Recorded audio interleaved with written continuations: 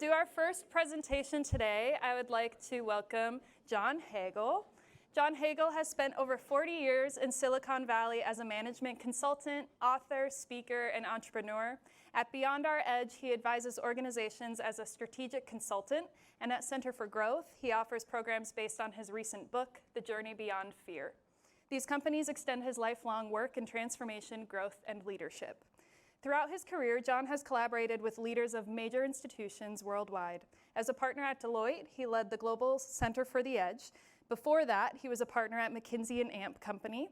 He also served as Senior Vice President of Strategy at Atari Incorporated and founded 2 Silicon Valley startups. Nice. John teaches at Singularity University and serves on the board of trustees at the Santa Fe Institute, and he has published 8 books. Please welcome John Hagel. Well, it's great to be here this morning, and I'm very grateful to be one of the early participants in catalyzing this movement to support human-centered AI. I think there's a huge opportunity here, and I'm very excited about it. The goal here is to harness artificial intelligence as a tool to support human potential, to achieve more human potential, to help humans to thrive, and to create more human agency. I think one of the challenges here is for all of those, human potential, human thriving, human agency, I bet if I asked each of you to define those terms for me, I'd come up with different definitions from everybody. So how do we align around what is human agency, what is human thriving, what is human potential? And that, I think, is an interesting opportunity and challenge for all of us. And I would say there's been discussion about this group is forming as a community, and I think that's very powerful and necessary. We need to form relationships and connect with each other in more effective ways. But I have an aspiration to move beyond community and really unleash a movement for social change. And to me, the distinction is communities are all about relationships. We can get together in these meetings and have interesting conversations and have a great community. Job done. Movement is all about driving change and achieving impact. And that's very different and necessary, I believe, in a world that's going through so much change and where there's so much possibility for different outcomes. So I've been involved in movements throughout my life, and I've studied movements for social change throughout history and across the world. And I will say one of the key things for the most successful movements is that they focus on action and impact. It's not just action for the sake of action, it's action to achieve a certain objective and measuring the impact that's been achieved and having what I describe as a learning mindset, where the constant focus is on how can we achieve even more impact? What actions could we take that would be even more helpful in achieving the impact that we want to achieve? And so that, to me, is what led me to this notion of metrics. Again, for me, the movements that I've studied have all focused on metrics, measuring progress. How do we measure what we're trying to achieve? And in my experience, unfortunately, I think there's very little discussion about metrics in movements today. It's just all about action. You know, let's act and we'll see what happens.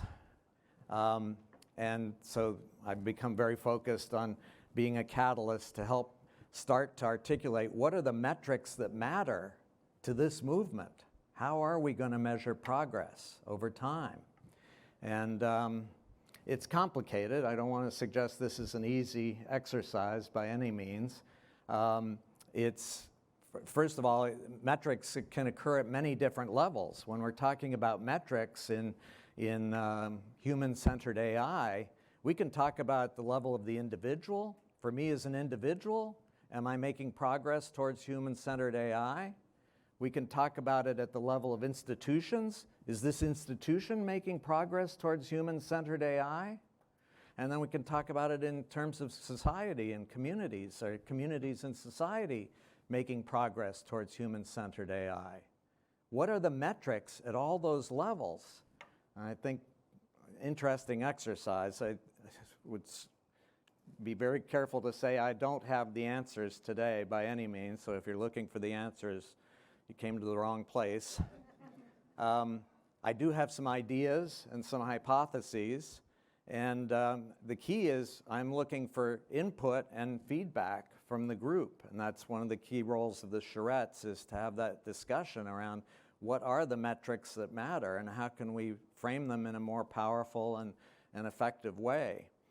As a starting point, we developed a survey to start to look at metrics at the level of an individual.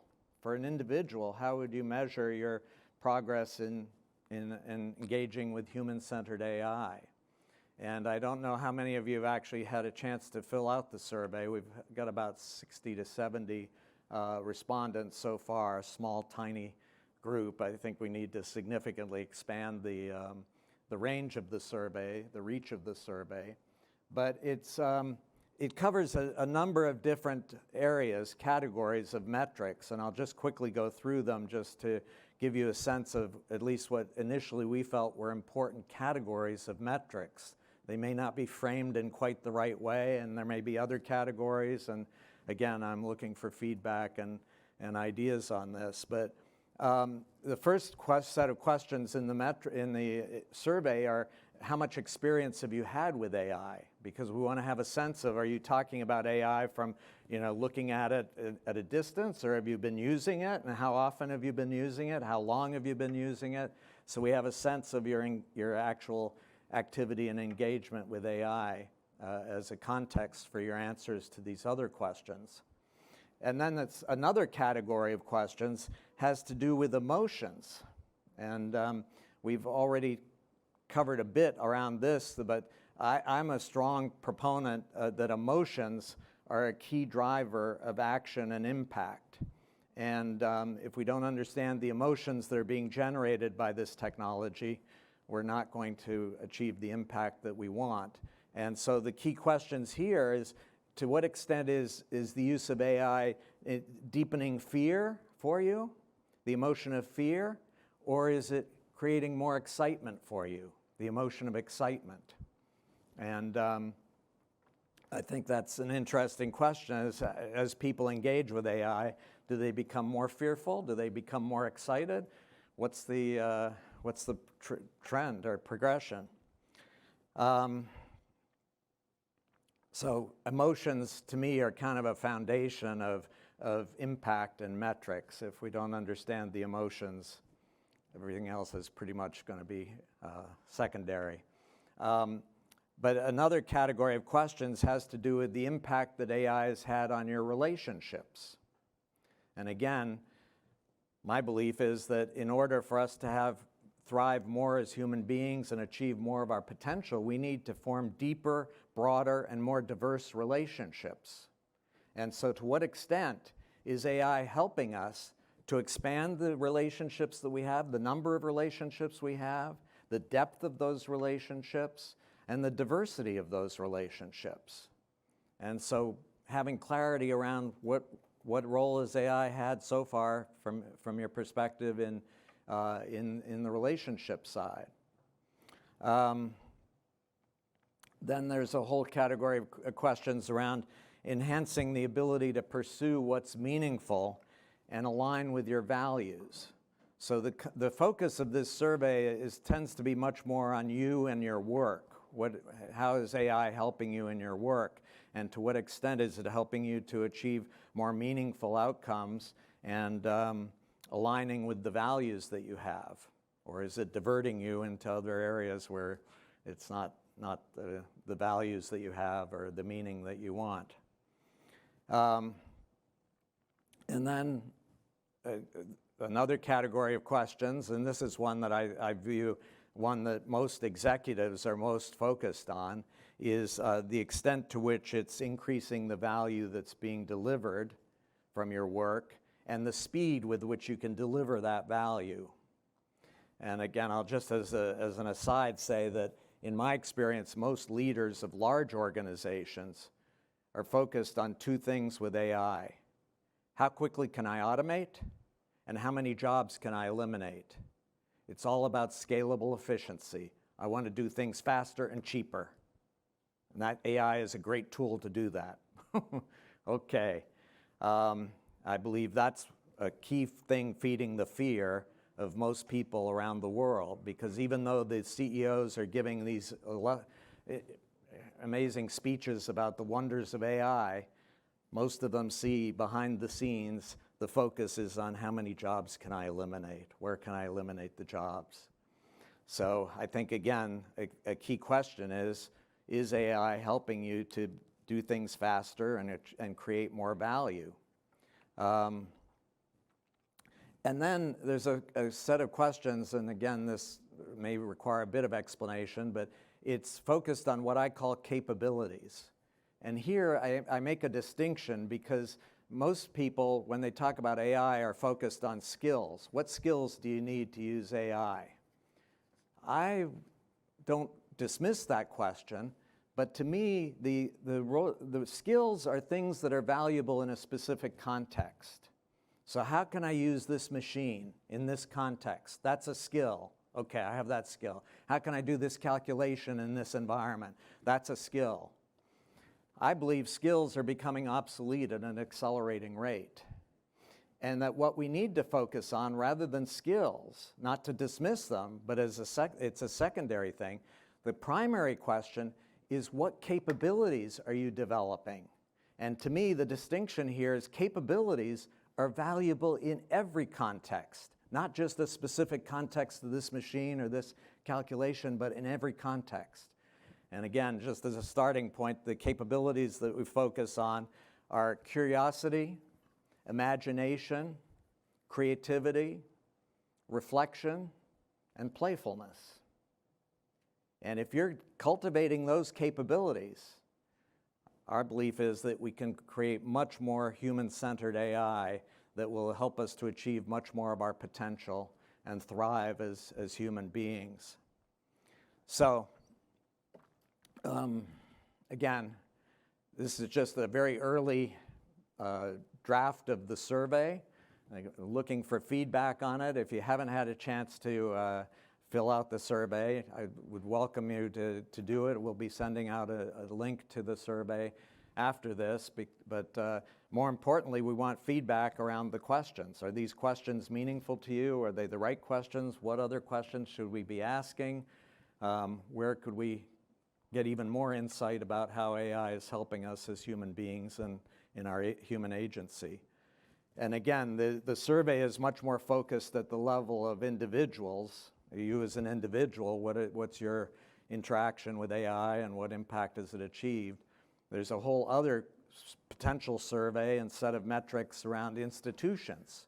For institutional leaders, how would you measure your progress as an institution in embedding human-centered AI in your organization? And then for society, what are the metrics for society?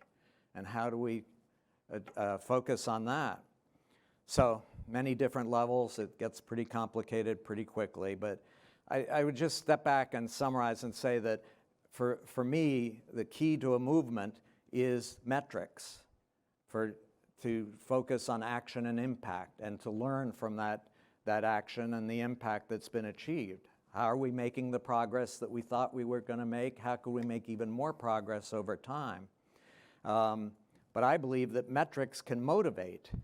If we can see that there's actual progress being made on these metrics, that starts to build excitement and wanting to have even more impact over time versus just, sitting back and saying, I don't know what this is going to achieve or not, and we'll see what happens. But it's ultimately also not just motivates people, but it drives learning. If you focus on metrics, you can learn faster than if you just sit there talking about things and don't even have a sense of what progress has been made through the actions. So bottom line, definitely need your help and input on this, and I hope if you haven't, well, I know you all can't join one charrette, but I am leading a charrette on metrics, and so I hope that I can see some of you there and we can have more discussion around this. Thank you very much.